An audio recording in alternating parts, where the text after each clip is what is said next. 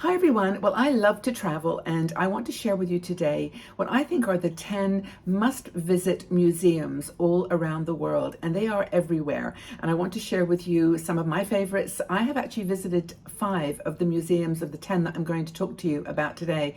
And many people have different travel styles. For you, it may just be going to the beach and relaxing, or just doing something completely different in a new place, city exploring. But for many people, the cultural aspect of going to a museum is one of the things that really draws them to a place. And I've been fortunate to experience that firsthand. So for me, I really love not just the historical perspective, but the cultural immersion that allows you to get. Now, why are museums popular? Well, there are, in many cases, very unique collections. There are things that you will see only in that museum around the world. Another thing, as I mentioned, is the historical connection, that so many museums are in place to sort of promote and remember what's gone before in that country, what has shaped the country and the culture. And it sometimes goes beyond the boundaries of that individual country, but it's just, the historical significance, the expertise and scholarship that goes into, the background of a museum, who works there, who does the research, and who keeps the perspective on these things. The scholarship and experience is really unique, and it's all crystallized in that space. Interactive exhibits. A lot of beautiful museums have got interactive exhibitions and displays and elements that are so interesting, and you can dive right in and you can explore and experience. Not to mention some of them, like the most iconic photographs or paintings or examples of modern art or ancient art that you'll ever see in the world. And when you're there in that city, why not just go to that museum and check it out? Because you'll see the whole place in a different light. Architecture and design of the building itself. Now, one that is not in this list of 10, but one that I would highly recommend if you ever go to Paris, is the Louis Vuitton Museum. Now, it started off as a kind of an exhibition center, but then it turned into an art gallery. And the design of this museum, I should actually put a picture of me standing in front of it. It's like an kind of the arc. It's like a spaceship. It's amazing. And inside, it's just as beautiful. But there are so many unique museums like that have got, the design of the building is incredible. Another thing is the location. Now, if you're in Paris, of course, I think there's 1 or 2 that are mentioned. You're going to be in the most beautiful cities in the world, in my opinion. And New York is actually featured too. I mean, it's everywhere. But the actual location of your museum sometimes draws you to the place, and that may be the only reason you go. The final thing is the effective marketing. Now, I mentioned the expertise and scholarship of the researchers that goes into museums, but there's actually quite a bit of marketing and presentation that goes on that makes these places extra special. So let's get started. How about the Louvre?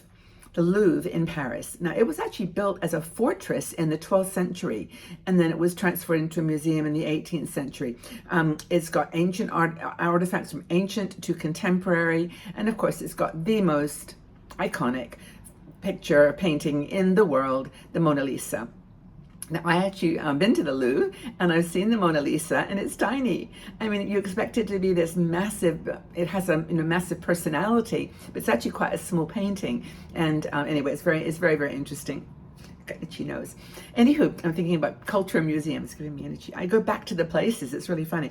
So stunning artworks, amazing, variety of ancient to contemporary. The Louvre is right in the middle of one of the most incredible cities in the world, Paris. So have you been to the Louvre? And by the way, if you've been to any of these museums and you've had a special experience with it, and you've had some kind of memory or something you want to recollect, put it in the comment section below. Okay, so the Louvre. One of my favorites is the British Museum. London. It's beautiful. It's in one of my favorite parts of London. Bloomsbury is for me, whenever I go to the UK, I always try to stay there because it has an incredible, just feeling about it. The whole place is beautiful. But the British Museum was founded in 1753 and is one of the world's oldest and most extensive museums. It has things from the ancient times to present day, and it's got things like the Rosetta Stone, the Pantheon sculpture, and Egyptian mummies. Now, I actually saw the Tutankhamun exhibit at the British Museum when it was on, museums trade amongst themselves. They had like a featured exhibition in another city. So the Tutankhamun exhibition from the museum in Egypt, in Cairo, was sent to the British Museum for some period of time, some months. And it was just incredible. It was so crowded. I remember standing in the line, like shuffling along. There were like hundreds of people in a line just walking past the exhibition of the Tutankhamun exhibition. It was really moving. So the next one I want to mention is the National Museum of Anthropology in Mexico City, Mexico. Now, it's dedicated to the study of and preservation of Mexican culture, and so it's very focused on that in its exhibitions. 600,000 artifacts are in that museum, and they're anthropological, they're archaeological. They really they expand and explain and help you to dive into the Mayan culture and the Toltec civilization. It's really a powerful. I've never been there, and maybe some of you have, but this anthropological museum in Mexico City is really remarkable. The Metropolitan Museum of Art in New York. Now, I have been to this one. It's the Guggenheim is actually my favorite, but this is one that I think is one that's got maybe a little bit more to talk about. It was founded in 1870 and has 2 million pieces of art. 2 million. And it's got a stunning, collaborations, and it's got from, again, ancient times to contemporary, and it covers the whole world. So Asia, Oceania, Americas. It's a really, really thorough. I think this might be, I'm looking at my notes here because I think it's got the Egyptian temples of Dendur, and it's also got a costume institute, which is really, really cool. And that one is amazing to me. I want to make sure I get all these because there's so many of them. The Smithsonian, which is in Washington, D.C., is another one that you might want to think about visiting. I remember this so well because I went to my high school trip, my school trip, graduation trip, was to Washington, D.C., and we went to the Smithsonian. And it's the largest museum and research complex in the world. It's such a combination of like 19 different museums and galleries. And I remember going there and seeing, I think it was, I can't remember which one it was. It was a piece of art that took the whole wall. I mean, it was unbelievably majestic and awe-inspiring, and it was incredible. But the Smithsonian in Washington, D.C. is definitely worth going. It's got the Hope Diamond, it's got the Wright Brothers plane, and it's also got the original Star-Spangled Banner. It's an incredible place. One I have been to, which I want to mention, is the Vatican Museum in Vatican City. Now, Vatican City is a tiny little city, but it's its own place. It's got the museum there, the Vatican Museums, and it's a collection of museums and galleries founded in the early 16th century. And it has these collections of art and antiquities, Raphael Museum, or the Raphael Rooms, all the arts by the great artist Raphael, Gallery of Maps, and of course, the Sistine Chapel, Michelangelo. It's remarkable.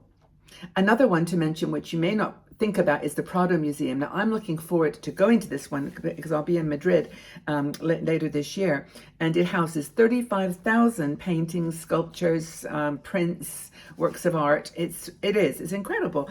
And Francisco de Goya, Diego Velázquez. It's got the architecture of the building is apparently amazing. I'm so looking forward to seeing that. And I'm going to make sure I don't want to take too long on some of these because I get so engrossed in them. But the Acropolis Museum in Athens, I've never been inside, but I've been outside to see the Acropolis. I've been to Athens several times, but apparently it's amazing. It's always very crowded there, so if you're going in the summer, it's like you've got to get a ticket and get there first. But it's got 4,000 or so objects in this, I think it's a Parthenon gallery, but it's amazing. And it's on a hill. It's just really worth seeing. It gives a spectacular view of Athens. The Egyptian Museum, I wanted to make sure I mentioned this one because I was there about 40 years ago, a long time ago. I went there on a trip. It was a charity, excuse me, my voice is going. It was a charity event where you traveled. It was like a mysterious scavenger hunt. And we ended up in Egypt. Didn't know where we were going, but we ended up, that was one of the stops. And we were staying at I think it's called the Tima It's called the something hotel, which was where the original archaeologists who discovered the pyramid, or explored the pyramids, and they actually stayed in this hotel.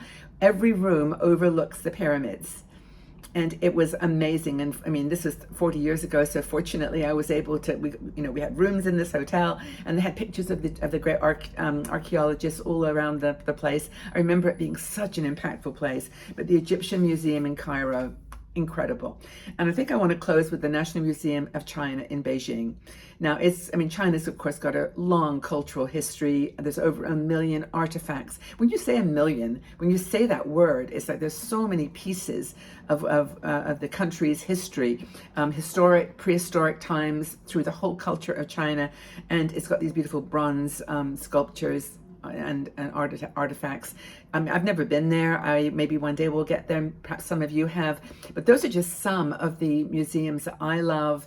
I must squeeze in, because is one of my faves, is MoMA, the Museum of Modern Art in New York City, on Fifth Avenue. And I used to, when I was there for a 3-month project with Microsoft, I actually stayed just down the road from there.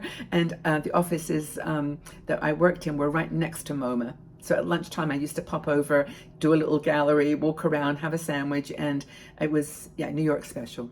New York is a special place for me. But anyway, there we are, 10 or 11, 12 museums that you might want to consider visiting around the world. If you've got any experience with these, or any other reasons that you like to travel, just chat about travel and the cultural, historical aspects that are there to be enjoyed, and let's have a conversation. If you enjoyed this video, please like it so that our friends at YouTube will spread it around the world, so lots of other women can see it and know what we're doing here at 60andMe.